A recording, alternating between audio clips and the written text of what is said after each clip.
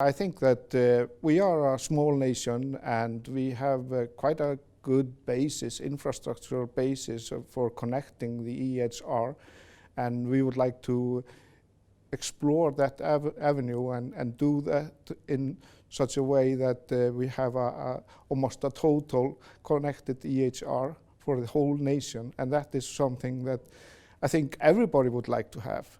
So, but we face the same problems as anyone else in following technology and governance and funding, and we would like to learn from it, everyone else too. So I think we can both gain something for this meeting.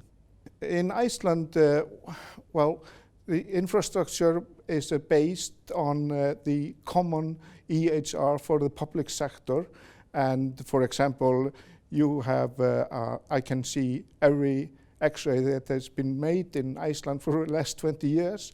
So that's very important to have good infrastructure and good basis, and we can work with that. It would be a system that would help clinicians work, get information, help patients get their information whenever they need it, and that's a secure and helpful system.